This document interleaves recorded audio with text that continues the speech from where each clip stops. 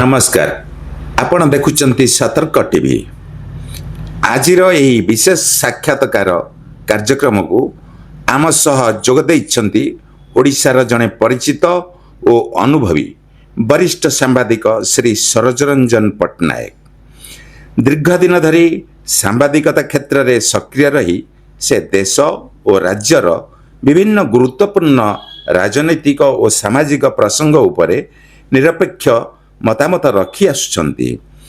आज आम आलोचनार प्रमुख होउछि नीट पेपर लीक मामला, यार प्रभाव एवं यही प्रसंग रे शासक दल और विरोधी दलर भूमिका। यही गुरुत्वपूर्ण विषय उपरे तांकर अनुभव और मतामत जानिबा पई आज आमे तांक सह एक विशेष साक्षात्कार करने को जाऊँ। सार आपण को आम सतर्क टीवी तरफ हार्दिक स्वागत और अभिनंदन। आंदोलन वर्तमान राज्य तथा देश ठू आरंभ करके वर्तमान देश बाहर को पलैलानी से उपरे आपणकर वक्तव्य प्रदान करूँ। देखंतु नीट आंदोलन हेबा स्वाभाविक, कारण जो छात्र माने लक्ष लक्ष कोटि कोटि छात्र प्रतिवर्ष नीट परीक्षा दे थांती एवं बहु परिश्रम करी से परीक्षा को जाई थांती, जहाँकि समग्र देशर बछा बछा छात्रों को नहीं नीट्र अर्थ डाक्तरी छात्र उत्तीर्ण हुंती बा से डाक्तरी लोक मानकर सेवा आ लोक जीवन दान करते तेणु से प्रकारांतरे द्वितीय ईश्वर भाव चित्रित करा जाए। तेणु तापाई जो कोटि कोटि टंका देशर खर्च होउछि, जदि थरे प्रश्नपत्र लीक हो जाए तारे छात्रर एक मानसिक स्थिति बिगड़ी जीव। कारण जो छात्र वर्ष वर्ष धरी अति प्रतिद्वंदिता करी बा कष्ट करी परीक्षा देवाई से प्रस्तुति होता है ता मानसिक स्तर में भांगी जाए एवं परीक्षा जदि जे प्रथम थर परीक्षा जहाँ हम द्वितीय थर से कृतकार्य हम तार किसी माने नहीं। तेणु ये परिप्रेक्षी में बहु छात्र जीवन को बाजी लगे पाठ पढ़ी था बहु समय से अकृतकार्य हेले से जीवन हारी से आत्महत्या करने पचाते नहीं। तेणु सरकार जदि कोटि कोटि टका खर्च कर कोटि कोटि छात्र मानकर जदि भाग्य सहित खेलती ताहले ताकू कौन स्तर में क्षमणीय नुह बा सरकार क्षमा पाइबापी अयोग्य। तेणु छात्र आंदोलन हबाटा स्वाभाविक एवं देशर समस्ते आपको समर्थन करवाटा स्वाभाविक। आगे प्रथमे जेते बेले ये प्रश्नपत्र लीक हैला से उपरे कौनसी राजनैतिक दल उनकर कौनसी आंदोलन किंबा तांकर क्रिया प्रतिक्रिया से भली भाव किसी नथिला। वर्तमान यह अढ़े मास को बीतवा गलानी किंतु दिन को दिन यह चलुची आर उद्देश्य कौन? देखंतु जेते बेले आमर कष्टटा सीमा बाहर को जाए मनीष बाध्य होई ता आंदोलनात्मक पथा अनुसरण करे। सरकार जानिबा कथा जो कोटि कोटि जनता कोटि कोटि टंका व्यय तुमको निर्वाचित करिसेंती एवं सर्वदा तमे लोक मानक पाखरे उत्तरदायी। तेणु प्रश्नपत्र लीक हेले बा जहाँ को सरकार जदि त्वरित पदक्षेप नियंते एपरी आंदोलनात्मक पंथा ग्रहण करते नहीं कि देश में अराजकता सृष्टि हुंता नहीं किंबा बहु छात्र मृत्याहत हुंती नहीं एवं पुलिस जो बर्बरचित आक्रमण ताहा प्रतिहत हो पारंता। सरकार निदाविष्णु भाया निघड़ निद्र शोई जिते परिस्थिति अणायत हो जाए से निद्रा भांगे। तमें तो आज 47 जन लोक कार्यानुष्ठान ग्रहण कर काली तो गतकाल ये शिक्षा सचिव को परिवर्तन कर तमें तो बर्तमान आज कठोर आईन आनी 10 कोटी टंका एवं 10 वर्ष कारावरण कर आगुरी जाइल कहीं आगुरी शोल तुम कौटी जिते बड़े आगुरी ये जिन जदि यहपरी किसी गोटे स्ट्रंग पदक्षेप नहीं था ताहले आज आंदोलनात्मक पंथा छात्र माने ग्रहण कर विरोधी दल समर्थन कर ଦେଶରେ ନିଆଁ ଜଳି ନଥାନ୍ତା ଆଉ ଦେଶରେ 20ରୁ 30 ଛାତ୍ର ଇଏ ପ୍ରାଣ ବଳି ଦେଇନଥାନ୍ତେ, ପୋଲିସ ମାଡ଼ରେ ଲହୁଲୁହାଣ ମଧ୍ୟ ହୋଇନଥାନ୍ତେ। ସରକାର ଚିନ୍ତା କରିବା ଦରକାର, ସର୍ବଦା ସେ ଲୋକମାନଙ୍କ ପାଖରେ ଉତ୍ତରଦାୟୀ। ଆଉ ଯେତେବେଳେ ଯେଉଁ କାର୍ଯ୍ୟ ହେବା କଥା ବା କରିବା କଥା ଯଦି ତ୍ୱରିତ ପଦକ୍ଷେପ ନେବେ ତାହେଲେ ବହୁ ମାତ୍ରାରେ ଏ ଜିନିଷ ପ୍ରତିହତ ହୋଇପାରିବ।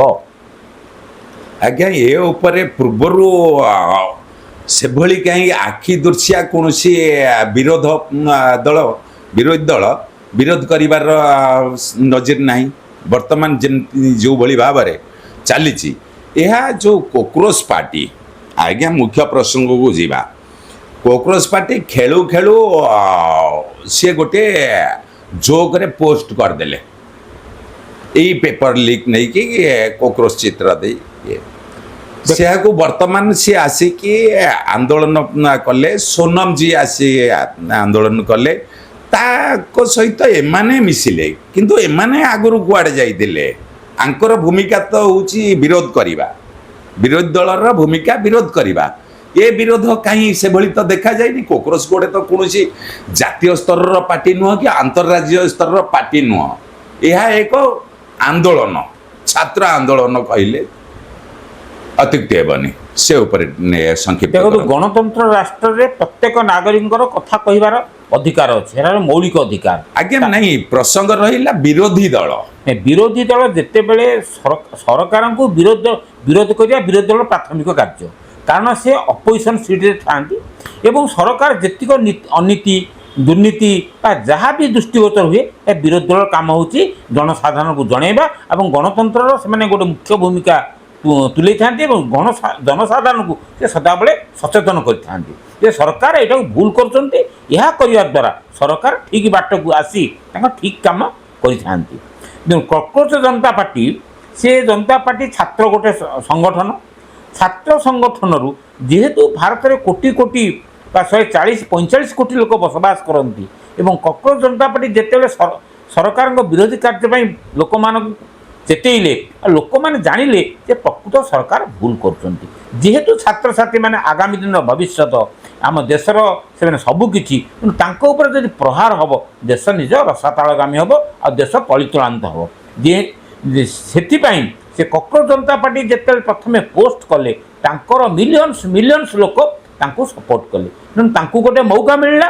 ଏଇ ମୌକାକୁ ଆଉ ବିରୋଧୀ ହାତ ଛଡ଼ା କରିବାକୁ ଚାହିଁଲେ ନାହିଁ। ଯେହେତୁ ତାଙ୍କ ସାଥିରେ ସାମିଲ ହେଇଗଲେ, ତେଣୁ ସରକାରଙ୍କୁ ଚାରିଦିଗରୁ ଘେରିବା ପାଇଁ ସୁବିଧା ହେଲା। ଦ୍ୱିତୀୟ କଥା, ଇଏ ଯେଉଁ ଧର୍ମଘଟ କରିଥିଲେ ବା ସୋନମଜୀ, ତେଣୁ ହଠାତ୍ ଦେଖିଲେ ଯେ ମୁଁ ଏଇ ସମୟରେ କେମିତି ମାଇଲେଜ ନେବି। ତେଣୁ ତାଙ୍କ ମାଇଲେଜକୁ ଯେମିତି ବାଘର ଭୋକିଲା ବେଳକୁ ଛେଳିର ଦୁର୍ଭିକ୍ଷ ବେଳ ଏକାଠି ମେଳ ହେଇଗଲା। ତେଣୁ ସିଏ ଅନଶନରେ ବସିଗଲେ। କିନ୍ତୁ ବଡ଼ ଦୁର୍ଭାଗ୍ୟର ବିଷୟ ଯେ ବିନା କାରଣରେ ଏମାନଙ୍କୁ ନ ଜଣେଇ ହଠାତ୍ ଅନଶନ ପ୍ରତ୍ୟାହାର କରିବା, ସରକାରଙ୍କ ସାଥିରେ ସାଲିସ ହେବା ରାତାରାତି, ଆ ଉପରେ କିଛି ଖରାପ ସନ୍ଦେଶ ଯାଉଛି ଯେ ସରକାର ସହିତ ତାଙ୍କର କିଛି ଗଠବନ୍ଧନ ବୋଧେ ହେଇଗଲା। ତେଣୁ ସେ ତାଙ୍କ ଅନଶନରୁ ଓହରିଗଲେ। ଏଇଟା ଜମା ଦେଶ ପାଇଁ ଶୁଭଙ୍କର ନୁହଁ କି ଆଗାମୀ ଦିନରେ ଏଇ ଜନସାଧାରଣ ବା ଛାତ୍ରମାନେ ଏମାନଙ୍କୁ କ୍ଷମା ଦେବେ ନାହିଁ। ସୋନମଜୀ ବର୍ତ୍ତମାନ ଯେଉଁ ଭିଡ଼ିଓରେ ବାର୍ତ୍ତା ଛାଡ଼ିଛନ୍ତି ଯେ ମୋ ଜୀବନକୁ ବଞ୍ଚିବା ଦରକାର, ସମସ୍ତେ କହୁଛନ୍ତି, ସେଥିପାଇଁ ମୁଁ ଅମରଣ ଅନଶନକୁ ପ୍ରତ୍ୟାହାର କଲି। ଆଜ୍ଞା, ଯିଏ ଅମରଣ ଅନଶନ କରେ ସେ କ'ଣ ଜାଣିନି ଯେ ମୁଁ ନ ଖାଇ ନ ପିଇ ମୋ ଜୀବନ ବେଳ ପଲେ ଯାଇପାରେ? ସେ କ'ଣ ଛୋଟ ପିଲା ହେଇଛନ୍ତି କି? ସେ ଉପରେ କ'ଣ ଦେଖନ୍ତୁ, ସିଏ ଯେଉଁ ଜାଣି ସିଆଣିଆ ଗୋଟେ ଥାନ୍ତି, ଜାଣି ସିଆଣିଆ, ସେ ଭାବୁଥିଲେ ଯେ ମୁଁ ଏହା କରିବା ଦ୍ୱାରା ଫୁଲ୍ ମାଇଲେଜ ନେବି ଏବଂ ସରକାର ହରଡ଼ଘଣାରେ ପଡ଼ିବେ ଏବଂ ସରକାର ମୋ ସହିତ ସାଲିସ କରିବେ। କିନ୍ତୁ ସେ ଜିନିଷଟା ସେ କରି ସେ ଲୋକମାନଙ୍କ ପାଖକୁ ଭାଣ୍ଡିଆ କଲେ ବା ଲୋକମାନଙ୍କ ଯେଉଁ ବିଶ୍ୱାସ ତାଙ୍କ ପାଇଁ ଥିଲା, ଲୋକମାନେ ସବୁଦିନ ପାଇଁ ବିଶ୍ୱାସ ସେ ହରେଇ ବସିଲେ। ତେଣୁ ସେ ଜାଣିବା କଥା, ଆମରଣ ଅନଶନ କରିଛ ମିନ୍ସି ତମେ ନିଆଁକୁ ଡେଇଛ। ଆଉ ଜନସାଧାରଣଙ୍କ ହିତ ଦୃଷ୍ଟିରୁ ବା ଜଗତର ବା ଜନତା ଜନାର୍ଦ୍ଦନଙ୍କ ହିତ ଦୃଷ୍ଟିରୁ ଆଉ ଦେଶର ହିତ ଦୃଷ୍ଟିରୁ ତମେ ଗୋଟେ ମହତ୍ କାର୍ଯ୍ୟ କରିଛ। ଯଦି ହୁଏତ ତମର ଆନସନ ଇଏ ଅନଶନରେ ବା ଆମରଣ ଅନଶନରେ ତମର କିଛି ଖରାପ ହେଇଯାଇପାରେ। ସେଥିପାଇଁ କ'ଣ ଅଛି, ଲୋକ ତ ଫେରେ ଶହ ଶହ ଲୋକ ପ୍ରାଣ ବଳି ଦେଉଛନ୍ତି, ଶହୀଦ ହେଉଛନ୍ତି ଦେଶ ମାତୃକାର ପୂଜା କରିବା ପାଇଁ। ଯଦି ତମର ଏଥିରେ କିଛି ଅସୁବିଧା ହେଇଥାନ୍ତା ତାହେଲେ ଦେଶ ସବୁଦିନ ପାଇଁ ତମର ସ୍ୱର୍ଣ୍ଣ ଅକ୍ଷରେ ଲିପିବଦ୍ଧ ହୋଇ ରହିଥାନ୍ତା, ଆଉ ତମେ ଦେଶ ଥିଲା ପର୍ଯ୍ୟନ୍ତ ତମେ ସବୁଦିନ ପାଇଁ ଅମର ହୋଇ ରହିଥାନ୍ତ ଲୋକଙ୍କ ହୃଦୟରେ। ତାମାନେ ଆପଣଙ୍କ କହିବା କଥା ସୋନମଜୀ ଏକ ପ୍ରକାର ଗରମ ସମୟରେ ରୁଟି ସେକିବା। ନିଶ୍ଚିତ କଥା। ତେଣୁ ଏଇଥିରୁ ଜଣାପଡ଼ୁଛି ଯେ ସରକାରଙ୍କ ସହିତ କିଛି ଭିତିରିଆ ଗଠବନ୍ଧନ ବା କିଛି ମ୍ୟାନେଜ ଜିନିଷ ହେଇଯିବାରୁ ସୋନମଜୀ ହଠାତ୍ ଅନଶନରୁ ଓହରିଗଲେ, ଓହରି ଯାଇପାରନ୍ତି। ଏଇଟା ମଧ୍ୟ ନିଶ୍ଚିତ କଥା, ଏଇଟା ସତ୍ୟଜିତ କଥା। ମଣିଷ ତ ସଦାବେଳେ ସନ୍ଦେହ, ଆଉ ମଣିଷ ଆଶାବାଦୀ, ଆଉ ମଣିଷ ବିଶ୍ୱାସଯୋଗ୍ୟ ହୋଇ ମଣିଷ ସଂସାରରେ ବଞ୍ଚିଥାଏ। ଆପଣଙ୍କର କୁ ମନେ ପକାଇ ଦେବା ପାଇଁ ମୁଁ କହୁଛି, ଗତକାଲି ପ୍ରଧାନମନ୍ତ୍ରୀ ରାତିରେ ଭିଡ଼ିଓଟି ଯେତେବେଳେ ଆମର ଇନଷ୍ଟାଗ୍ରାମରେ ପୋଷ୍ଟ କଲେ ଜନସାଧାରଣଙ୍କୁ ବାର୍ତ୍ତା କହି, ତାର କିଛି ଘଣ୍ଟା ପରେ ଅମରଣ ଅନଶନ ସୋନମଜୀଙ୍କର ପ୍ରତ୍ୟାହାର। ଆର ଉଦ୍ଦେଶ୍ୟ ସେଇଥିପାଇଁ ତ ଜଣାପଡ଼ୁଛି ଯେ ଆଙ୍କର ସରକାରଙ୍କ ସହିତ ସୋନମଜୀଙ୍କ କିଛି ଗଠବନ୍ଧନ ହେଇଛି ବା ଭିତିରିଆ କିଛି ଆଲୋଚନା ହେଇଛି କିଛି, ସେଥିପାଇଁ ସେ ସୋନମଜୀ ମ୍ୟାନେଜ ହୋଇ ତାଙ୍କର ଅନଶନରୁ ସେ ଓହରି ଯାଇଛନ୍ତି। ଏଇଟା ତ ଏଥିପାଇଁ ଜଣାପଡ଼ୁଥିବା ଲୋକମାନେ କୁହାକହି ହେବା ଯାହା ମଣିଷ ଯେତେବେଳେ ପ୍ରେଡିକ୍ସନ୍ କରେ, ଆଉ ମଣିଷର ବିଶ୍ୱାସକୁ ଯାଏ ଯେ ସବୁ କଥା ଯଦି ତାଳମେଳ ରହିଲା ସରକାରଙ୍କ ଅଧଘଣ୍ଟା 2 ଘଣ୍ଟା ପରେ ଇଏ ଅନଶନ ଭାଙ୍ଗୁଛନ୍ତି। ସରକାର ତା ପୂର୍ବରୁ ନିଶ୍ଚିତ ଆଲୋଚନା କରିଛନ୍ତି, ଏଥିରୁ ସ୍ପଷ୍ଟ ଅନୁମେୟ ହୁଏ। ତେଣୁ ଆଲୋଚନାରେ ତାଙ୍କ ସହିତ ବୋଧେ ତାଙ୍କର ଯାହା ଫୁଲଫିଲ୍ ଯାହା କରିବା କଥା ସରକାର ମଧ୍ୟ ହଁ ଭରିଛନ୍ତି। ତେଣୁ ସୋନମଜୀ ଧର୍ମଶନରୁ ଉଠିଲେ, ଏଇଟା ଯିଏ ହେଲେ ତ ସେଇ କଥା କହିବ। ଆଜ୍ଞା, କକରୋଜ ପାର୍ଟି ଏବଂ ସୋନମଜୀ ଯେଉଁ ମୁଖ୍ୟ ପ୍ରସଙ୍ଗ ତାଙ୍କର ମୁଖ୍ୟ ମୁଦ୍ଦା ଥିଲା ଯେ ଧର୍ମେନ୍ଦ୍ର ପ୍ରଧାନ ଇସ୍ତଫା ଦିଅନ୍ତୁ, କିନ୍ତୁ ସୋନମଜୀ ତ ପ୍ରତ୍ୟାହାର କଲେ। ବର୍ତ୍ତମାନ କକରୋଜ ପାର୍ଟି କରିବେ କ'ଣ? ଦେଖନ୍ତୁ, ସେଥିପାଇଁ ଏ ଅନଶନ ପ୍ରତ୍ୟାହାର କଲା ପରେ ବର୍ତ୍ତମାନ ସୋସିଆଲ ମିଡ଼ିଆରେ ଘୁରି ବୁଲୁଛି ଯେ ଧର୍ମେନ୍ଦ୍ର ପ୍ରଧାନ ଆଉ ଇସ୍ତଫା ଦେବେ ନାହିଁ, ତୁମେ ଯିଏ ଯାହା କଲେ ମଧ୍ୟ। ଏହା କରିବା ଦ୍ୱାରା ସରକାରଙ୍କୁ ଗୋଟେ ଫୁଲ୍ ମାଇଲେଜ ମିଳିଗଲା ଯେ ବର୍ତ୍ତମାନ ଲୋକଙ୍କୁ ଆମେ ମ୍ୟାନେଜ କରିଦେଲୁ। ତେଣୁ ଆମେ ଏଇ ଯେଉଁ ଅସୁବିଧା ହେଇଥିଲା, ଏଥିରୁ ଏଇ ଯେଉଁ ଅଘଟଣ ହେବାକୁ ଯାଉଥିଲା, ସେଥିରୁ ଆମେ ବର୍ତ୍ତି ଯାଇପାରିବୁ। ଯଦି ମୋ କହିବା କଥା, ଯଦି ସରକାର ଯଦି ରାତାରାତି ଚେଞ୍ଜ କଲେ ସଚିବଙ୍କୁ, ଉଚ୍ଚଶିକ୍ଷା ବିଭାଗ ସଚିବକୁ, ତାହେଲେ ସଚିବ ଯଦି ଉତ୍ତରଦାୟୀ ହେଲେ ତାହେଲେ ମନ୍ତ୍ରୀ କାହିଁକି ଉତ୍ତରଦାୟୀ ହେବେନି? ସରକାର ଆଗରୁ ଯଦି ଚିନ୍ତା କରିକି ଯେତେବେଳେ ଲୋକ ଗଣ୍ଡଗୋଳକ ମୁଣ୍ଡ ଟେକିବା ପୂର୍ବରୁ ଯଦି ଶିକ୍ଷାମନ୍ତ୍ରୀଙ୍କ ବିଭାଗ ପରିବର୍ତ୍ତନ କରିଥାନ୍ତେ କିମ୍ବା ତାଙ୍କୁ କହିଥାନ୍ତେ ଏଇ କିଛି ସମୟ ପାଇଁ ତୁମେ ଇସ୍ତଫା ଦେଇଦିଅ, ପରବର୍ତ୍ତୀ ମୁହୂର୍ତ୍ତେ ତୁମକୁ ମ୍ୟାନେଜ କରିବା। ପ୍ରଧାନମନ୍ତ୍ରୀ ତ ଏଟା ପୁଣି 2.5 ମାସ ପରେ ସଚିବଙ୍କୁ ପ୍ରଶ୍ନପତ୍ର ଲିକ୍ର ଦୀର୍ଘ ଦିନ ପରେ ସଚିବଙ୍କୁ ଗତକାଲି। ତେଣୁ ସରକାର ପରୋକ୍ଷ ଭାବରେ ମାନି ନେଇଛନ୍ତି ଯେ ଯାହା ବି ଏମାନେ କରୁଛନ୍ତି ଏମାନେ ଠିକ୍ କରୁଛନ୍ତି, ଆଉ ସରକାର ଏମାନଙ୍କ କଥାକୁ ପ୍ରକାରାନ୍ତରରେ ବିଶ୍ୱାସ ମଧ୍ୟ କରୁଛନ୍ତି ବା ଆଡ଼ମିଟ୍ କରୁଛନ୍ତି ଯେ ଆମେ ଯାହା କରୁଛୁ ଏଇଟା ବହୁ ପୂର୍ବରୁ କରିବାର ଥିଲା, ବର୍ତ୍ତମାନ ଯେଉଁ କରୁଛୁ ଆମେ ଭୁଲକୁ ଆମେ ସ୍ୱୀକାର କରିନେଉଛୁ। ଯଦି ସଚିବକୁ ଆମେ ହଟେଇଲୁ ତାହେଲେ ମନ୍ତ୍ରୀକୁ ହଟେଇଥିଲେ ବା ବିଭାଗ ପରିବର୍ତ୍ତନ ଅସୁବିଧା କେଉଁଠି ରହିଥାନ୍ତା? ବିରୋଧୀ ଦଳ ଯେଉଁ ପ୍ରସ୍ତାବକୁ ରଖୁଛନ୍ତି ଯେ ଇସ୍ତଫାଟା ଧର୍ମେନ୍ଦ୍ର ପ୍ରଧାନ ଦେଇଦିଅନ୍ତୁ, କି ଧର୍ମେନ୍ଦ୍ର ପ୍ରଧାନ ଇସ୍ତଫା ଦେଲେ ଆମେ ଅନଶନ ପ୍ରତ୍ୟାହାର କରିବୁ, ଏହା କହି ସୋନମଜୀ ପ୍ରତ୍ୟାହାର କଲେ। କିନ୍ତୁ କକରୋଜ ପାର୍ଟି ସିଜେପି ବର୍ତ୍ତମାନ କହୁଛି ଯେ ଇସ୍ତଫା ଧର୍ମେନ୍ଦ୍ର ପ୍ରଧାନଙ୍କର ଦରକାର। ସେ ଉପରେ ଆଜ୍ଞା ଇସ୍ତଫା ଦେବାଟା ସ୍ଥାୟୀ ସମାଧାନ ବାଟ ନୁହେଁ। ବିଗତ ଦିନରେ ଆମ ଓଡ଼ିଶା ହେଉ ଭାରତ ହେଉ ବହୁତ ପ୍ରକାର ଜିନିଷ ଲିକ୍ ଲାଗ ହେଇଛି, କୋଶ୍ଚିନ୍ ଲିକ୍ ହେଇଛି, ବିଭିନ୍ନ ଦଙ୍ଗା ହେଇଛି, ସବୁଥିରେ ଇସ୍ତଫା ବିରୋଧୀ ଦଳ ଖାଲି ଗୋଟେ। ଆଜ୍ଞା, ଗତ ମାସରେ ମଧ୍ୟ ପଞ୍ଜାବରେ ଫାର୍ମାସି ପେପର ଲିକ୍ ହେଇଛି ଏବଂ ସେହା ଲକ୍ଷ ଲକ୍ଷ ଟଙ୍କାରେ ବିକ୍ରି ହେବାର। ସେଇଟା କ'ଣ ସରକାର ଯିଏ ଥିଲେ ସେ ଇସ୍ତଫା ଦେଇଛନ୍ତି? ଇସ୍ତଫାଟା ସ୍ଥାୟୀ ସମାଧାନ ନୁହଁ। କିନ୍ତୁ ଇସ୍ତଫାଟା ଖାଲି ବିରୋଧୀ ଦଳଙ୍କୁ ଗୋଟେ କିଛି ନ୍ୟାରା ମିଳେନି। ବିରୋଧୀ ଦଳ ସେଇଟାକୁ ମୁଦ୍ରା କରି ଯେଉଁ ଜିନିଷ କରୁଛନ୍ତି ସେଇଟା ଦ୍ୱାରା ସମସ୍ୟାର ସମାଧାନ ହୋଇପାରିବ ନାହିଁ। ଇସ୍ତଫା ନ ଦେଇ ଯେଉଁ ଜିନିଷଟା ହେଉଛି ତାକୁ କେମିତି ପ୍ରତିହତ ହୋଇପାରିବ, ତାପରେ କଠୋର ଆଇନ ଆସିବ, ଯେ ଦୋଷୀ ତାକୁ କଠୋରରୁ କଠୋରତର ଦଣ୍ଡ ଦିଆଯିବ। ତାର ବିଧି ବ୍ୟବସ୍ଥା କରି ଯଦି ସମସ୍ତେ ସଚେତନତା ଉପରେ ଇଏ କରିବେ ବା ଅଫିସରମାନେ ସଚେତନତାକୁ ଗୁରୁତ୍ୱ ଦେବେ, ସମାନବର୍ତ୍ତିତା ହୋଇପାରିବେ। ତେଣୁ ସରକାର ସେଥିପାଇଁ ନୂତନ ବିଲ୍ ଆଇନ ଆଣି କଠୋରରୁ କଠୋରତର ଦଣ୍ଡ ଦେଲେ ଆର ସମସ୍ୟା ବହୁ କାଂଶରେ ପ୍ରତିହତ ହୋଇପାରିବ ଏବଂ ସମାଧାନର ରାସ୍ତା ଫିଟିବ। ଇସ୍ତଫା ସବୁଠି ଜରୁରତ ନୁହେଁ, ଇସ୍ତଫା ଦେଲେ ସମାଧାନ କିଛି ହେଇଯିବ ଏହାର ମାନେ ନାହିଁ। କିନ୍ତୁ ବର୍ତ୍ତମାନ ଯେଉଁ ମୁଖ୍ୟ ପ୍ରସଙ୍ଗ ଧରୁଛନ୍ତି ସେୟା କ'ଣ ଇସ୍ତଫାଟା ଦେବା ଜରୁରୀ? କିନ୍ତୁ ଯଦି ଆପଣଙ୍କର ଗୋଟେ ଘରର ଆଜ୍ଞା ଯଦି ପିତାମାତା ଯଦି ଗୋଟେ ଭୁଲ କରୁଛନ୍ତି, ସେ ଘରୁ କ'ଣ ସେ ପିତାମାତା କିମ୍ବା ପୁତ୍ର ଯଦି ଭୁଲ କଲେ, କନ୍ୟା ଯଦି ଭୁଲ କଲେ, ତାଙ୍କୁ କ'ଣ ଘରୁ ବିତାଡ଼ିତ କରାଯାଉଛି?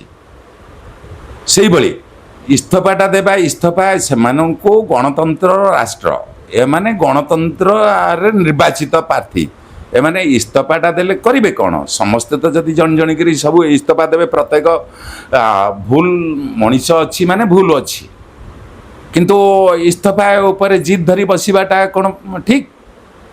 ନା, ଏଇଟା 100% ଠିକ୍ ନୁହେଁ। କିନ୍ତୁ ବିରୋଧୀ ଦଳର ମୁଦ୍ରା କରିଛନ୍ତି ସେଇଟା ତାଙ୍କର ନିଜର ପଲିଟିକାଲ ମାଇଲେଜ ନେବା ପାଇଁ ହେଇଥାଇପାରେ କିମ୍ବା ସରକାରକୁ କିଛି ବିଚଳିତ କରିବାକୁ ହେଇପାରେ। କିନ୍ତୁ ଇସ୍ତଫା ଦେଇଦେଲେ ସମସ୍ୟାର ସମାଧାନ ହେଇଯିବ। ବର୍ତ୍ତମାନ ମନ୍ତ୍ରୀ ଇସ୍ତଫା ଦେଇଦେବେ, କ'ଣ ଯଦି ନିଟ୍ର ଯେଉଁ କୋଶ୍ଚିନ୍ ଲିକ୍ ହେଇଥିଲା କ'ଣ ତା ଫେରିଆସିବ? ଯାହା ଯେଉଁ ଲକ୍ଷ ଲକ୍ଷ କୋଟି କୋଟି ଟଙ୍କା ଖର୍ଚ୍ଚ ହେଲା ନା ତା ଇଏ ଭରଣା ହେଇପାରିବ? ଦେଖନ୍ତୁ ଓଡ଼ିଶାରେ ସେପରି ଆପଣ ଯେଉଁ ବହି ଦୁର୍ନୀତି ବା ବହିରେ ଯେଉଁ ପ୍ରିଣ୍ଟରେ ଯେଉଁ କୋଟି କୋଟି ଟଙ୍କା ଖର୍ଚ୍ଚ ହେଇଛି, ମନ୍ତ୍ରୀ ଇସ୍ତଫା ଦେଇଦେବେ, ତା 3 କୋଟି 7 କୋଟି ଟଙ୍କା ଖର୍ଚ୍ଚ ହେଇଯିବ, କୋଟି କୋଟି ଟଙ୍କା ତା କ'ଣ ଗଭର୍ଣ୍ଣମେଣ୍ଟ ତହବିଲକି ଆସିପାରିବ? ତେଣୁ ଯେଉଁ ସମସ୍ୟା, କିନ୍ତୁ ଫର୍ଦର ସେଇଟା କେମିତି ନ ହୋଇପାରିବ ତା ଉପରେ ଯଦି ପରାମର୍ଶ, ତା ଉପରେ ବିଚାର ବିମର୍ଶ କରି ନୂତନ ଆଇନ ଆଣିବା, ସଚେତନ ବା ସଜାଗ ହୋଇପାରିବା, ତାପରେ ଆମର ଏଇ ଜିନିଷଟା ଆଉ ପୁନର୍ବାର ଭୁଲ ହେବ ନାହିଁ। ଆଜ୍ଞା, ବର୍ତ୍ତମାନ ଆମ ରାଜ୍ୟକୁ ଆସିବା। ନିଟ୍ ପ୍ରଶ୍ନପତ୍ରର ବିରୋଧୀ ଦଳ ନିଟ୍ ପ୍ରଶ୍ନପତ୍ରର ବିଭ୍ରାଟ ହେବା 2.5 ମାସ କହିଲେ ଅତ୍ୟୁକ୍ତି ହେବନି। କିନ୍ତୁ ଆମର ବର୍ତ୍ତମାନ ବିରୋଧୀ ଦଳ ନବୀନ ପଟ୍ଟନାୟକ କହିଲେ ଯେ ଇସ୍ତଫା, ଏହା କ'ଣ ବି ଠିକ୍? ଦେଖନ୍ତୁ, ନବୀନ ପଟ୍ଟନାୟକ ଯେଉଁପରି ବିରୋଧୀ ଦଳରେ ଅଛନ୍ତି ବା ଯେତିକି ତାଙ୍କ ସଂଖ୍ୟା ଗରିଷ୍ଠତା ଅଛି, ସେ ସରକାରକୁ ସବୁ ସମୟରେ ଚାହିଁଲେ ହଲେଇ ପାରିବେ। ମାତ୍ର ନବୀନ ପଟ୍ଟନାୟକ ସେଟା ଆଗ୍ରେସିଭ ନେତା ନୁହଁ ଯେ ସଦାବେଳେ ସରକାରକୁ ହଲେଇ ପାରିବେ ବା ପ୍ରତିହତ କରିପାରିବେ। କାହିଁକି? ନବୀନ ପଟ୍ଟନାୟକ ସବୁ ଦୃଷ୍ଟିରୁ ସମଦୂରତା ନ୍ୟାରା ଦେଇ ଯେଉଁ ନାଟକଟା କରୁଛନ୍ତି ସେଇଟା ଠିକ୍ ନୁହଁ। ସେ ନିଜ ଫାଇଦା ଆଉ ନିଜ ତାଙ୍କ ଭିତରେ କ'ଣ ବିଜେପି ବା କେନ୍ଦ୍ର ସରକାର ଭିତରେ ଭୟଭ୍ରାନ୍ତି ହେଉଛି ବା ଯେତେବେଳେ ଧମକା ଚମକା ଦେଉଛନ୍ତି, ତେବେ ନବୀନ ପଟ୍ଟନାୟକ ଅଟୋମେଟିକାଲି ଅନ୍ୟ ରାସ୍ତା ଦେଖୁଛନ୍ତି ଆଉ ସରକାରଙ୍କୁ ସୁହାଇଲା ଭଳିଆ କେନ୍ଦ୍ର ସରକାରଙ୍କୁ ସେଇଭଳିଆ ସେ ସମର୍ଥନ କରନ୍ତି। ଦେଖନ୍ତୁ, 24 ବର୍ଷ ଶାସନ ଭିତରେ ବିରୋଧୀ ଦଳ ଥାଇ ସଦାବେଳେ ସରକାରଙ୍କୁ ବା କେନ୍ଦ୍ର ସରକାରଙ୍କୁ ବା ମୋଦି ସରକାରଙ୍କୁ ବା ବିଜେପି ସରକାରଙ୍କୁ ସବୁଥିରେ ସେ ସମର୍ଥନ କରି ଆସିଛନ୍ତି। କାହିଁକି ପଚାରିଲେ କହନ୍ତି ଆମେ ସମଦୂରତା ଆମେ ମେଣ୍ଟେନ୍ କରୁଛୁ ବା ସମଦୂରତାରେ ଆମେ ଅଛୁ, ଯେ ଆମ ଦେଶର ରାଜ୍ୟର ବିକାଶ ପାଇଁ ଆମେ ସରକାରଙ୍କ ସାথে ସମଭାଗିତା ହେଇପାରିବୁ। ଏହା ଏବେ ଯେତେବେଳେ କହୁଛନ୍ତି ଯେ ଇସ୍ତଫା ଦେଇଦେଲା ପରେ ପ୍ରକାରାନ୍ତରେ ବର୍ତ୍ତମାନ ବିଜେଡି ବାଲା ଯାହା କହୁଛନ୍ତି, ତାଙ୍କର ଯେ ବ୍ୟକ୍ତିଗତ ସଚିବ ଥିଲେ କାର୍ତ୍ତିକ ପାଣ୍ଡିଆନ, ତାଙ୍କ ବିରୁଦ୍ଧରେ ବର୍ତ୍ତମାନ ପୋଲିସରୁ ସମନ ଯାଇଛି ବୋଲି ଆମର ବର୍ତ୍ତମାନ ଗଣମାଧ୍ୟମରୁ ଜାଣିବାକୁ ପାଉଛୁ। ଏଇଟା ମଧ୍ୟ ସତ୍ୟ। ସେ ଆସନ୍ତା ମାସରେ ଆସି ଥାନାରେ ହାଜର ହୋଇ ତାଙ୍କର ପକ୍ଷ ରଖିବା ପାଇଁ ତାଙ୍କୁ ସମନ ପଠାଯାଇଛି। ତେଣୁ ଏହା ବିଜେପିର ଯେତେବେଳେ ନବୀନ ପଟ୍ଟନାୟକ ଇସ୍ତଫା ଯେବେ ଦାବି କରିଛନ୍ତି, ତାର 2 ଦିନ ପୂର୍ବରେ ଏହି କାମ ହେଇଛି, ଏଇ ସମନ ପଠାଯାଇଛି। ତେଣୁ ଏଥିରୁ ସ୍ପଷ୍ଟ ଜଣାପଡ଼ୁଛି ଯେ ପରସ୍ପର କାଦୁଅ ଫକା ରାଜନୀତି ବା ପ୍ରତିଶୋଧ ପରାୟଣ ରାଜନୀତି ବର୍ତ୍ତମାନ ଦେଶରେ ଚାଲିଛି ବା ରାଜ୍ୟରେ ଚାଲିଛି। ଏହା ଗଣତନ୍ତ୍ର ପାଇଁ ଜମାରୁ ଶୁଭଙ୍କର ନୁହେଁ। ଆଜ୍ଞା, କ'ଣ ବିରୋଧୀ ଦଳ କେବଳ ତାଙ୍କର ବ୍ୟକ୍ତିଗତ ସ୍ୱାର୍ଥକୁ ଯେତେବେଳେ ଆଞ୍ଚ ଆସିବ ସେ ବିରୋଧ କରିବେ, ଆଉ ଯେତେବେଳେ ଅଲଗା ସେ ଜନସାଧାରଣ ଯୁଆଡ଼େ ଗଲେ ଯାଆନ୍ତୁ। କିନ୍ତୁ ବର୍ତ୍ତମାନ ଦେଖାଯାଉଛି ଆଜ୍ଞା, ସାଧାରଣ ଛାତ୍ରଛାତ୍ରୀ ବୁଝିପାରୁନାହାନ୍ତି ଆମର ମୁର୍ଦ୍ଦା ରାଜ୍ୟ ଏବଂ ଦେଶରେ ବିଭିନ୍ନ ମୁର୍ଦ୍ଦା ଅଛି ଏବଂ ବିଭିନ୍ନ ବିଷୟବସ୍ତୁ ଅଛି। ତା ଭିତରେ ଦେଖିବାକୁ ଗଲେ ଯେଉଁ ନିଟ୍ ଛାତ୍ରଛାତ୍ରୀ ମୁଖ୍ୟ ପ୍ରସଙ୍ଗ ନ ଆସି ବର୍ତ୍ତମାନ ଆପଣ ଦେଖନ୍ତୁ ବର୍ତ୍ତମାନ ସେଇ ନିଟ୍ ପରୀକ୍ଷା ହେଲା ସାରା ଭାରତ ବର୍ଷରେ ଗୋଟିଏ ଏବଂ ଗୋଟିଏ ପ୍ରଶ୍ନପତ୍ର ଗୋଟିଏ ଦିନରେ କିନ୍ତୁ ଏଇ ଯେଉଁ ସଂରକ୍ଷଣ ବର୍ତ୍ତମାନ ଜାତିଭେଦ ସେଇଟାକୁ ମୁଖ୍ୟ ପ୍ରସଙ୍ଗ ନ କରି ବର୍ତ୍ତମାନ ଯାଉଛନ୍ତି ସେ ଉପରେ ଆଜ୍ଞା ଟିକେ ଦେଖନ୍ତୁ ସଂରକ୍ଷଣ ଯଦି ଆଲୋଚନା କରିବା ଏଟା ବହୁ ଦୀର୍ଘ ବେପାର ଆଉ ଆଗାମୀ ଦିନରେ ଦେଶର ସମଗ୍ର ଦେଶରେ ନିଆଁ ଜଳିବ ଏଥିରେ ଦ୍ୱିମତ ନାହିଁ କାରଣ ସଂରକ୍ଷଣ ଜିନିଷ ସରକାର ଯାହା କରିଛନ୍ତି ତାପରେ କୌଣସି ପ୍ରକାର ବିଲ୍ ଆଣୁନାହାନ୍ତି ଆଉ ସେଇଟା କାହିଁକି ସେ କରିଛନ୍ତି ନା ନିଜର ପଲିଟିକାଲ ମାଇଲେଜ କେମିତି ତାଙ୍କର ଦଖଲ କରିବା ସିଟ୍ ପୁନର୍ବାର ଦଖଲ କରିବା ପାଇଁ ଏ ନାରାସିନ୍ ବା କେହି ପାଟି ଫିଟାଉନାହାନ୍ତି ନା ବିରୋଧୀ ଦଳ ପାଟି ଫିଟାଉଛି ନା ସରକାରୀ ଦଳ ତାହା ସଚେତନ ହେଉଛନ୍ତି ଦେଖନ୍ତୁ ଗୋଟିଏ ପିଲା 100ରୁ 90% ପିଲା ଗୋଟେ ଜେନେରାଲ ପିଲା ମାର୍କ ରଖିଲା ଆଉ ଗୋଟେ ପିଲା ବା ସଂରକ୍ଷଣ ବାଦ ଅନ୍ୟ ଜାତି ଯେଉଁମାନେ SC ST ଯାହା ଯେଉଁ ବର୍ଗର ସେମାନେ ସଂରକ୍ଷଣ ହେଉଛନ୍ତି ସେ 40-50% ପିଲା ସିଏ ପାଇବ ଆଗ ଚାକିରି ଯଦି ଆଗ ଚାକିରି ପାଇବ ଡାକ୍ତର ହେବ ତାହାତରେ ଯେତେବେଳେ ରୋଗୀ ସେବା କରିବ ସେ ରୋଗୀ ମରିବନି ତ ବଞ୍ଚିବ କେମିତି ତେଣୁ ସରକାର ଏଇଟା ଜାଣିଶୁଣିକି ଅସୁବିଧା କରୁଛନ୍ତି ଏଇଟା ଆଗାମୀ ଦିନରେ ଦେଶରେ ନିଆଁ ଜଳିବା ଯେତେବେଳେ ଜେନେରାଲ ପବ୍ଲିକ ଉତ୍ତ୍ୟକ୍ତ ହେବେ ସେତେବେଳେ ସରକାର ନା ରୋକିପାରିବେ ନା ଆଇନ ତିଆରି କରିପାରିବେ ନା ସମ୍ଭାଳି ପାରିବେ ତେଣୁ ଦେଶ ପୁରା ବର୍ବାଦ ହେବ ବା ଦେଶରେ କୋଟି କୋଟି ଜନତା ବା କୋଟି କୋଟି ଛାତ୍ର ରାଜରାସ୍ତାକୁ ଓହ୍ଲାଇବେ ଏଥିରେ ତିଳେ ମାତ୍ର ସନ୍ଦେହ ନାହିଁ ଅପେକ୍ଷା କରନ୍ତୁ ସେ ସମୟ ଆସିଯାଉଛି ସେଥିପାଇଁ ସରକାର କ'ଣ କରିବା ଆବଶ୍ୟକ ଆଜ୍ଞା ସରକାର ଦେଖନ୍ତୁ ଏବଂ ଆପଣଙ୍କ ବୁଦ୍ଧିଜୀବୀ ମତରେ ଆପଣଙ୍କର ଏତେ ଜ୍ଞାନୀ ଗୁଣୀ ଆପଣ କ'ଣ ସରକାରଙ୍କୁ ଉପଦେଶ ଦେବା ପାଇଁ ଚାହୁଁଛନ୍ତି ଦେଖନ୍ତୁ ଯେତେବେଳେ ଆମ ସମ୍ବିଧାନ ତିଆରି ହେଲା ମହାତ୍ମା ଗାନ୍ଧୀ ପଛୁଆ ବର୍ଗ ବା ଜଣେ ଅର୍ଥନୈତିକ ଅନଗ୍ରସର ସେମାନେ ପାଇଁ 10 ବର୍ଷ ପାଇଁ ଏହି ସଂରକ୍ଷଣ ବ୍ୟବସ୍ଥା ରଖିଥିଲେ ସେଇ 10 ବର୍ଷର ମୁଦ୍ରା କରି ପ୍ରତି ଇଏରେ ତାକୁ ବଢ଼େଇ ବଢ଼ି ସରକାର ଚାଲିଛନ୍ତି ମୋ ମତରେ ଯେଉଁ SC ST ବା OBC ବା ଯେଉଁ ଅର୍ଥନୈତିକ ଅନଗ୍ରସର ସେମାନଙ୍କର ପଇସା ଖାଇବା ପିଇବାର ଅଭାବରୁ ସେମାନେ ପରୀକ୍ଷା ପାଇଁ ସ୍କୁଲରେ ଠିକ୍ ଭାବେ ପାଠ ପଢ଼ି ପାରୁନାହାନ୍ତି କିମ୍ବା ସ୍କୁଲ ଟ୍ୟୁସନ୍ ଫି ଇତ୍ୟାଦି ଦେଇପାରୁନାହାନ୍ତି ମୋ ମତରେ ସେମାନଙ୍କୁ ଖାଇବାକୁ ଦିଅ ପିଇବାକୁ ଦିଅ ବାସସ୍ଥାନ ଦିଅ ତାଙ୍କୁ ପଇସା ଦିଅ ତେଣୁ ତାପରେ ହେଲା ପରେ ସିଏ ପାଠ ପଢ଼ିଲା ଜେନେରାଲ ପିଲା ପାଠ ପଢ଼ିଲେ ସରକାରଙ୍କ ତରଫରୁ ହଷ୍ଟେଲରେ ଦିଅ তুমি ତାଙ୍କୁ ସବୁ ସୁବିଧା ଦିଅ ତାପରେ ଯଦି ପରୀକ୍ଷାରେ ଟାଳଟୁଳ ନୀତି କରିବ ସେଇଥିରେ ସଂରକ୍ଷଣ ବ୍ୟବସ୍ଥା ରଖିବ ତାହେଲେ ଜେନେରାଲ ପିଲା କ'ଣ ଜୋତା ସିଲେଇ କରିବେ ଜେନେରାଲ ପିଲା ରାଜସ୍ୱକୁ ଆସିବେନି ଏଟା ସରକାରଙ୍କ ଚୈତନ୍ୟ ଉଦୟ ହେବା ଦରକାର କିନ୍ତୁ ବର୍ତ୍ତମାନ ଆପଣ କହିବା କଥା ଏହା ଆଗକୁ ଉଗ୍ର ରୂପ ନେବାକୁ ଯାଉଛି ଯଦି ଏଇ ଯେଉଁ ବର୍ତ୍ତମାନ ଆପଣଙ୍କର 10 ବର୍ଷ ଆଜି ନିଟ୍ ପ୍ରଶ୍ନପତ୍ର ଉପରେ 10 ବର୍ଷ ପୁନର୍ବାର ଲିକ୍ ହେଲେ 10 ବର୍ଷ ଜେଲ୍ ଏବଂ 10 କୋଟି ଜରିମାନା ସେ ଉପରେ କ'ଣ ଆପଣ 10 କୋଟି ଗୋଟେ ଚାକିରିଆ ଚାକିରିଆ ସେମାନଙ୍କର ସମ୍ପତ୍ତି ଯଦି ସେଟା ଜୀବନ ଯାକ 10 କୋଟି ହେଇପାରିବନି ସରକାର ଯେଉଁ ବିଲ୍ଟା କରିଛନ୍ତି ଅବାସ୍ତବ ବିଲ୍ ଯଦି ପଇସା ତାର ନଥିବ ତାର ସମ୍ପତ୍ତି ନଥିବ ସେ ଦେବ କେଉଁଠୁ ତମେ ତ ମଣିଷକୁ ପ୍ରାଣଦଣ୍ଡ ଦେଇପାରିବନି 10 ବର୍ଷ 15 ବର୍ଷ ଜେଲ୍ ଦେବ ହେଲେ ଲୋକଙ୍କର ସୁଫଳ ହେବ କ'ଣ ତେଣୁ ତା ନକରି ଯେଉଁ ପରସ୍ପରକୁ ଯେଉଁ ଛିଣ୍ଡେଇ ଦେଉଛନ୍ତି ବା କାଦୁଅ ଫୋପାଡ଼ି ବା ନିଜ ଉପରୁ ମୁଣ୍ଡରୁ ବୋଝ ହାଲକା କରିଦେଉଛନ୍ତି ବା ଓହ୍ଲେଇ ଦେଉଛନ୍ତି ତାପରେ ସରକାର ସଜାଗ ହେବା ଦରକାର ଯେ କ'ଣ କଲେ ବା କ'ଣ ଚିନ୍ତା କଲେ ବା କେଉଁ ପ୍ରକାର ଆଇନ ପ୍ରଣୟନ କଲେ ଆଗକୁ ଏଇ ଜିନିଷ ପୁନର୍ବାର ଭୁଲ ନ ହେବ ତା ପ୍ରତି ଦୃଷ୍ଟି ଦେବା ଆବଶ୍ୟକ ନା ଖାଲି ଇସ୍ତଫା ନାଟକ ନାଟକ 10 କୋଟି ଫାଇନି ଏ ଚିନ୍ତା କଲେ କିଛି ହେବ ନାହିଁ ସୁଫଳ ମିଳିବ ନାହିଁ ବରଂ ଇଏ ସରକାର ଗଲା ପରେ ଯେଉଁ ଆଉ ସରକାର ଆସିବ ସିଏ ଆଉ ଗୋଟେ ପ୍ରକାର ଆଇନ କରିବେ ଇଏ ସବୁ କିଛି ନାହିଁ ତମେ ସମସ୍ତଙ୍କ ଉତ୍ତରଦାୟୀ ରହିଲା ଭଳିଆ ଦେଶ ସମସ୍ତଙ୍କର ଜନତା ସମସ୍ତଙ୍କର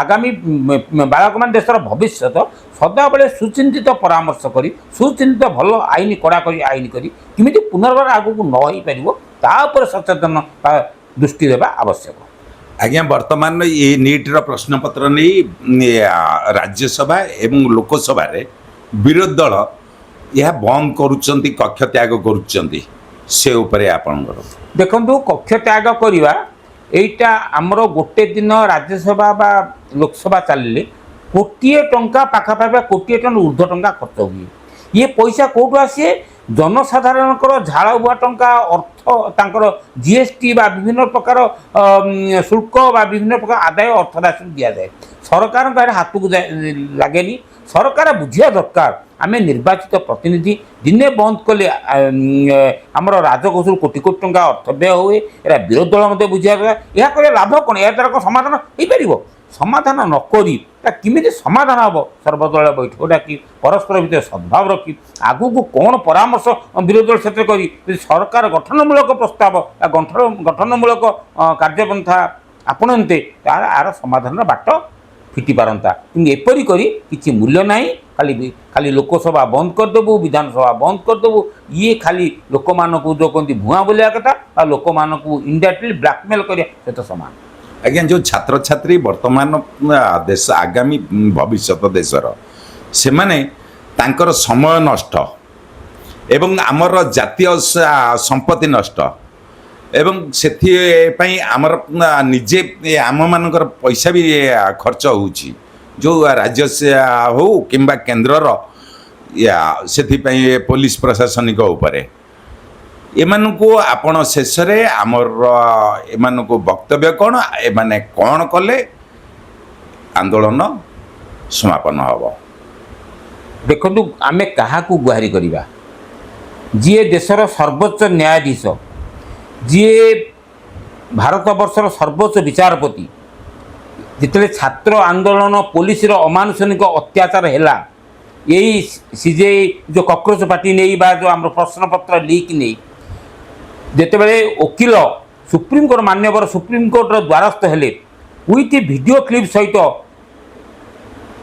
ବିଚାରପତି ଯେତେବେଳେ ମୁଖ୍ୟ ବିଚାରପତି 2 ଜଣ 3 ଜଣ ଖଣ୍ଡପୀଠରେ ଗୋଟେ ଆଲୋଚନା ଚାଲିଥାଏ, ସେ ହଠାତ୍ ପହଞ୍ଚିକି ଭିଡ଼ିଓ ଦେଖା ସହିତ ଏହାପରେ ତ୍ୱରିତ ଆକ୍ସନ୍ ପାଇଁ ସେ ବିଚାରପତିଙ୍କୁ ଅନୁରୋଧ କରିଥିଲେ। ବିଚାରପତି ତାଙ୍କୁ କହିଲେ ଯେ ଆମ ପାଖରେ ସମୟ ନାହିଁ ଏ ଭିଡ଼ିଓ ଦେଖିବା ପାଇଁ। ଦ୍ୱିତୀୟ କଥା, ଆପଣ ଏପରି ଜିନିଷ ବିଚାର କରିବା, ତ୍ୱରିତ ବିଚାର କରିବା ପାଇଁ ଯେଉଁ ଅନୁରୋଧ କରୁଛନ୍ତି, ଏହା କୋର୍ଟର ସମୟ ଅପଚୟ କରନ୍ତୁ ନାହିଁ, କଡ଼ା ଭାଷାରେ ତାଙ୍କୁ କହିଥିଲେ ଏବଂ ତାଙ୍କ ଉକ୍ତ ମାମଲାକୁ ଖାରଜ କରିଦେଇଥିଲେ। ଦେଶର ଯଦି କୋଟି କୋଟି ଜନସାଧାରଣ ଥିବା ଲୋକ, ଦେଶର ସର୍ବୋଚ୍ଚ ଅଦାଲତର ମୁଖ୍ୟ ବିଚାରପତି ଏପରି ମନ୍ତବ୍ୟ ଦିଅନ୍ତି, ଆମେ ଶେଷରେ ଗୁହାରିବା କାହା ପାଖକୁ ଯିବୁ? କାହା ପାଖରୁ ନ୍ୟାୟ ଚାହିଁବୁ? ଇଏ ଦେଶର ହେଉଛି ଗଣତାନ୍ତ୍ରିକ ବ୍ୟବସ୍ଥା। ଯଦି ବିଚାରପତିଙ୍କ ବିରୁଦ୍ଧରେ କିଛି କହିବା ତାହେଲେ ସେଠୁ କଣ୍ଟେମ୍ପ୍ଟ କୋର୍ଟ ଅବମାନରେ ଆମେ ଦଣ୍ଡିତ ହେବା। ତେଣୁ ଦେଶର ବିଚାର ବ୍ୟବସ୍ଥା ଏଇଆ। ସରକାର ଗୋଟେ କଥା କହୁଛନ୍ତି, ବିରୋଧୀ ଦଳ ଗୋଟେ କଥା କହୁଛନ୍ତି, କାହା କଥାକୁ କାହା ସହିତ ତାଳମେଳ ରହୁନି। ତେଣୁ କେତେଜଣ କକରୋଚ ପାର୍ଟିର ଲୋକ ଆମର ଯେଉଁ ଜେପି ନଡ୍ଡାଙ୍କ ସହିତ ଯାଇକି ଭେଟ ହୋଇଥିଲେ, ସାକ୍ଷାତ ଆଲୋଚନା ସେ କହିଥିଲେ ଯେଉଁ ଛାତ୍ର ମୋର୍ଚ୍ଚା ତାକୁ କୋଟିଏ ଦିଅ, ଆମର ସେ ଦଫା ନେଇକି 3ଟା ଦଫାରେ ସିଏ ଛାତ୍ର ପ୍ରତିନିଧି ଜଣାଇଥିଲେ। ଏଥିରେ ଜେପି ନଡ୍ଡା 2ଟା ପ୍ରସ୍ତାବରେ କ'ଣ ରାଜି ହୋଇଥିବାର ଆମର ଗଣମାଧ୍ୟମରୁ ସୂଚନା ମିଳୁଛି। ତେଣୁ ଆଗାମୀ ଭବିଷ୍ୟତରେ କ'ଣ ହେବ, ସରକାର ବସି ବିଚାର କରି ତାହା ତ୍ୱରିତ ପଦକ୍ଷେପ ନେବେ ବୋଲି ପ୍ରଧାନମନ୍ତ୍ରୀ ଜନସାଧାରଣଙ୍କୁ ଅନୁରୋଧ କରିଛନ୍ତି ବା ନିବେଦନ କରିଛନ୍ତି। ଦେଖାଯାଉ ଆଗକୁ କ'ଣ ହେଉଛି। ଆଜ୍ଞା, ଛୋଟିଆ ଗୋଟିଏ ଏଠି ପ୍ରଶ୍ନ ରହିଯାଇଛି। ଯଦି ସେମାନଙ୍କର ମୁଖ୍ୟ ପ୍ରସଙ୍ଗ ହେଲା ଧର୍ମେନ୍ଦ୍ର ପ୍ରଧାନଙ୍କ ଇସ୍ତଫା, ଧର୍ମେନ୍ଦ୍ର ପ୍ରଧାନଙ୍କ ଇସ୍ତଫା ଦେଇଦେଲେ କ'ଣ କ୍ଷତି ହେବ? ଦେଖନ୍ତୁ, ଇସ୍ତଫା ଦେବାଟା ହେଉଛି ନୀତି ନୈତିକତା। ଯଦିଓ ସମ୍ବିଧାନରେ ସେମିତି କିଛି ବ୍ୟବସ୍ଥା ନାହିଁ, କିନ୍ତୁ ପୂର୍ବ ଇତିହାସ ଦେଖାଯାଇଥିଲେ ଲାଲ ବାହାଦୁର ଶାସ୍ତ୍ରୀ ରେଲୱେ ମିନିଷ୍ଟର ଥିଲେ, ହଠାତ୍ କେଉଁଠି ରେଲୱେ ଆକ୍ସିଡେଣ୍ଟ ହେଲା, ଲୋକ କିଛି ପ୍ରାଣତ୍ୟାଗ କଲେ, ସାଙ୍ଗେ ସାଙ୍ଗେ ତାଙ୍କୁ ନ କହିବା ପୂର୍ବରୁ ସେ ନୀତି ନୈତିକତା ଧରି ଇସ୍ତଫା ଦେଇଥିଲେ। ସେଭଳି ତାର ନେତା, ସେ ଜନସେବକ ଦେଶରେ ବର୍ତ୍ତମାନ ନାହାନ୍ତି। ତେଣୁ ଏମାନଙ୍କୁ ଯାହା କହିଲେ ମଧ୍ୟ ଏମାନେ ଶୁଣିବାକୁ ନାରାଜ। ଯେପର୍ଯ୍ୟନ୍ତ ପ୍ରଧାନମନ୍ତ୍ରୀ ତାଙ୍କୁ ନିର୍ଦ୍ଦେଶ ଦେଇନାହାନ୍ତି ସେ ଇସ୍ତଫା ଦେବେ ନାହିଁ। ଯଦି ପ୍ରଧାନମନ୍ତ୍ରୀ କହିବେ ନା ଇସ୍ତଫା ଦେବାକୁ ପଡ଼ିବ, ଇମିଡ଼ିଏଟ୍ ଇସ୍ତଫା ଦେବେ। ଯଦି ନ ଦିଅନ୍ତି ସେ ନିଜେ ବାହାର କରିଦେଇପାରିବେ, କାରଣ ତାଙ୍କର ଏଇଟା ପ୍ରୋରୋଗେଟିଭ୍, ତାଙ୍କର ସ୍ୱତନ୍ତ୍ର କ୍ଷମତା। ସେ ଯାହାକୁ ମନ୍ତ୍ରୀମଣ୍ଡଳ ନେବେ, କାହାକୁ ରଖିବେ, କାହାକୁ ନ ରଖିବେ, କାହାକୁ କେଉଁ ବିଭାଗ ଦେବେ, ଏଇଟା ପ୍ରଧାନମନ୍ତ୍ରୀର ନିଜସ୍ୱ ବ୍ୟାପାର, ନିଜସ୍ୱ ଅଧିକାର। ତେଣୁ ଏଇଥିରେ ଯେ ଇସ୍ତଫା ଦେବେ, ପ୍ରଧାନମନ୍ତ୍ରୀ ଯଦି ଚାହୁଁନାହାନ୍ତି ସେ ଇସ୍ତଫା ଦେବେ। ପ୍ରଧାନମନ୍ତ୍ରୀ ଚାହାନ୍ତି ଯେ ଶାସକ ଯାହା ଦ୍ୱାରା ଇଏ ସରକାର ଚାଲୁଛି, ତେଣୁ ସେ ତ କିଛି କହୁନାହାନ୍ତି, ତେଣୁ ଦେଇଦେଲେ କିଛି କ୍ଷତି ନାହିଁ, କି ନଦେଲେ ଯେ ସମାଧାନ ହେଇଯିବ এইটা মধ্যে কিছু ক্ষতি নেই। তেমন এটা বিচার যা করিবে সরকারি স্তরে বিচার করিবে, সরকার সমাধানের বাট তাকে চাইবে, এটা আমি কম করিপারিবা। আজ্ঞা, আপনার মূল্যবান সময় আমাকে প্রদান করथिबारु आपनको धन्यवाद। नमस्कार।